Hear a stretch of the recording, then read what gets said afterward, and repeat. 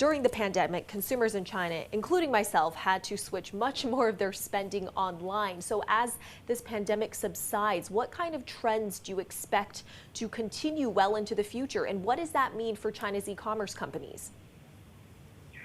Well, so far what we've seen looking at sort of the last 30 days is roughly online activity in China is up about 30% year over year. We see trends, though, changing in consumer behaviors. We see food and groceries in triple-digit increases over last year. And not just from young people, but actually we've seen the user base expand quite quickly in those areas as well. And that's a lot of older users now being forced to come online and make some purchases they were used to doing through brick and mortar through digital devices. And of course, their kids and younger generations are helping them with that. We also see consumers consuming a lot more health-related products. So exercise equipment, vitamins, nutraceuticals, these types of things are becoming more important.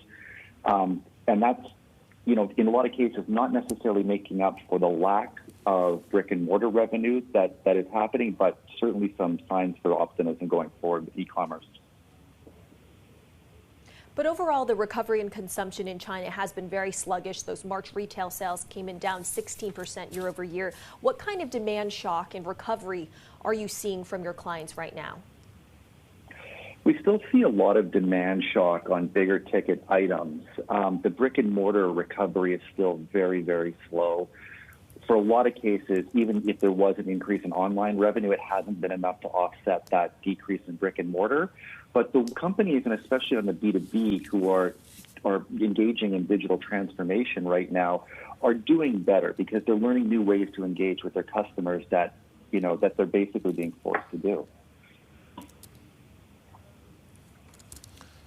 Jacob, just going to ask you a question in a second, but we've got this headline just coming through. It's actually from CNN. It's saying that the North Korean leader Kim Jong-un is in grave danger after surgery. We had reports that he had problems with his heart, and that we have at the moment this headline coming from CNN just coming through. Okay, let's get you back to Jacob. Jacob, just looking at President Xi Jinping earlier today, just saying that e-commerce was vital in poverty alleviation and rural vitalization as well.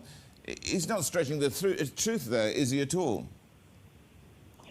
No, I don't think so. Not only does it provide access to lower-cost goods and services in fourth and fifth-tier cities, but it's also provided a conduit for production in those cities to get access to first-tier markets as well. Very vital to the economy.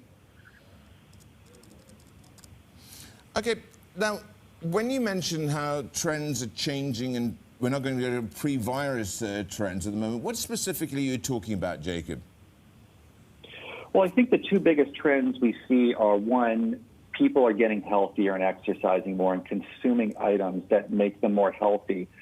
On the other side, we are seeing we're predicting a long recovery in travel, and that's going to lead to a whole bunch of other distortions, from online bookings, everything to basically overseas students that may not feel confident getting onto airplanes in August.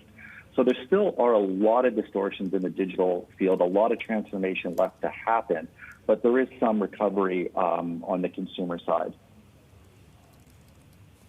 Well, absolutely, there is a little bit of recovery, but I mean, the hit to demand has been quite something. And I suppose when demand does come back, it'll be more consumer staples. But what about the luxury side of things? How's that been doing, and how will it do?